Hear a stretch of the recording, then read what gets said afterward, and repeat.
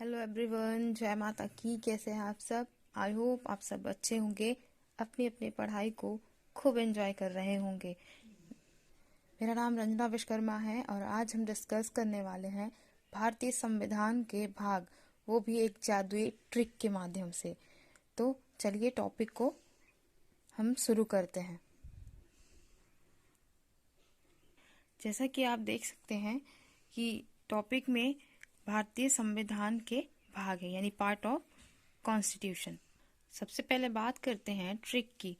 Trick है यूसीएफडी में US भी यूपी से आगे है। यूसीएफडी में यूएस भी यूपी से आगे है।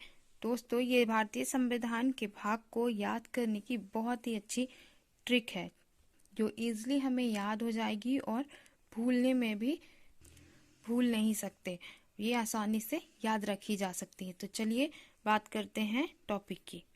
तो हम एक एक से बात करेंगे। जैसे यूसीएफडी, तो सबसे पहले हम बात करेंगे यू की। यू में जैसा कि फर्स्ट है यू, यू का अर्थ हुआ union, union and it's territory. ये आर्टिकल 1 से 14 के बारे में दर्शाता है। इसका हिंदी अर्थ है संघ और उसका राज्य क्षेत्र, यानी कि यू से यूनियन, यू से यूनियन, और इसका भाग कौन सा है? 1 से 4। इसके बीच में इसमें क्या दिया गया है? संघ और उसका राज्य क्षेत्र। फिर दूसरा है सी। सी है सिटीजनशिप। सी का मतलब हुआ यहाँ पे सिटीजनशिप, मतलब कि नागरिकता। हिंदी में से नागरिकता कहते हैं। ये आर्टिकल 5 से 11 यानी 5 से 11 का डिस्कस करता है, यानी 11 के बारे में बताता है। और वहीं तीसरा है एफ। एफ दर्शाता है फंडामेंटल राइट्स, यानी कि मूल अधिकार। हिंदी में से मूल अधिकार कहते हैं। ये आर्टिकल 12 से 35 के बारे में बताता है। अब बात करते हैं डी, यूसीएफडी। यूसीएफ यानी हम डिस्कस कर चुके हैं। और अब बात करते हैं डी की। तो डी है डायरेक्टिव प्रिंसिपल, यानी कि हिंदी में नीति निर्देशक तत्व। इसका आर्टिकल है 36 से 51।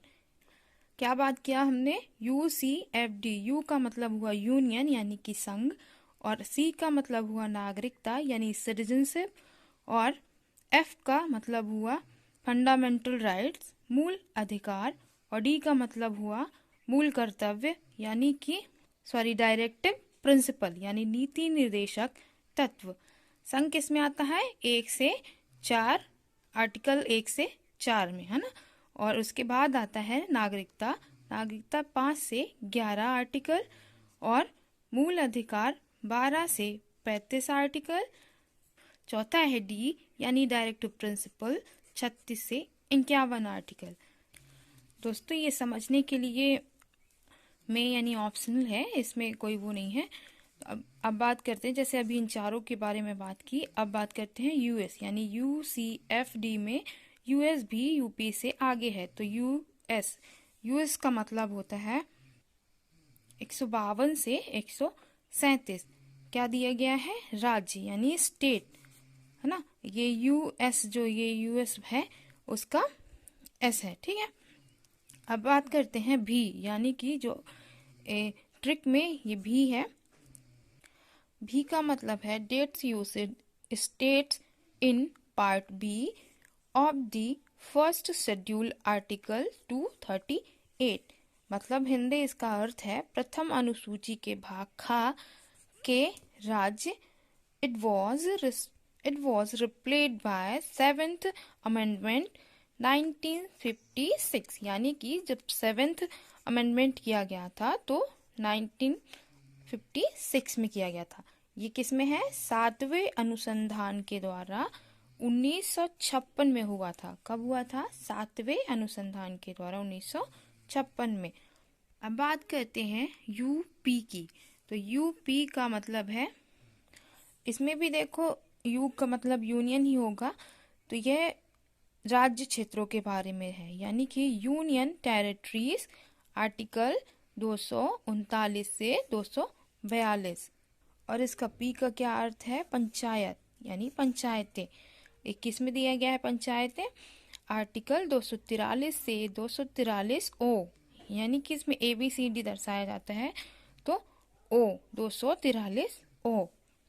ये हो गया भाग 9, यानी कि यहाँ से है ना, ये वन संघ, और दूसरा भाग है नागरिकता, तीसरा भाग है मूल अधिकार, चौथा भाग है नीति निर्देशक तत्व जो कि 36 से 51 आर्टिकल में है, और ये चौथा भाग है मूल कर्तव्य, और पांचवा संघ, छठवां राज्य, सातवां प्रथम कुछ अनुसूचियां, और आठवां है संघ राज्य के क्षेत्र, और नौवां है पंचायतें। इम्पोर्टेंट पार्ट होता है, ये बहुत एग्जाम में पूछा जाता है।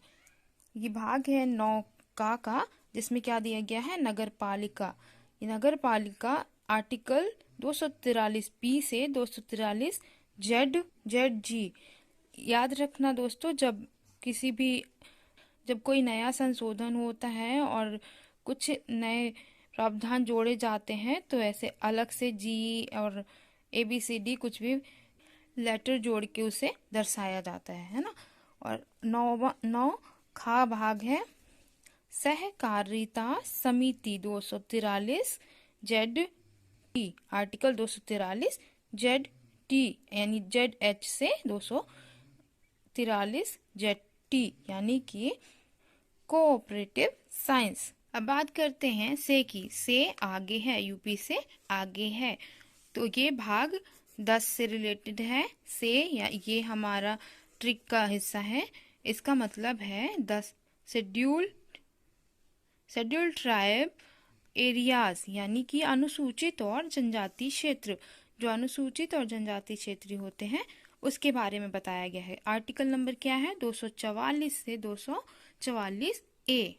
दोस्तों अभी हमने सिर्फ भाग 10 तक ही डिस्कस किया है, तो ये थी 1 से लेकर 10 भाग। बात करते हैं 17 से 22 भाग की।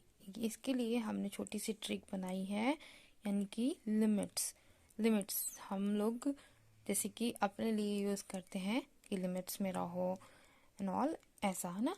तो लिमिट्स में भाग 17 का एल लेते हैं, तो एल में आया लैंग्वेज 343 से 351, यानी इसमें क्या दिया गया है, राजभाषा। और 18वां है, यानी कि 18वां में इसका लिमिट्स का ई है ना, तो इसमें इमरजेंसी है ना, प्रोविजन, आपात उपबंध 352 से 360। और अब है 19 भाग, उसमें एम का मतलब है मार्सलेनियस, यानी प्रकीर्णन, आर्टिकल 361 से 367। और 20 भाग ए, यानी कि मार्सिलियन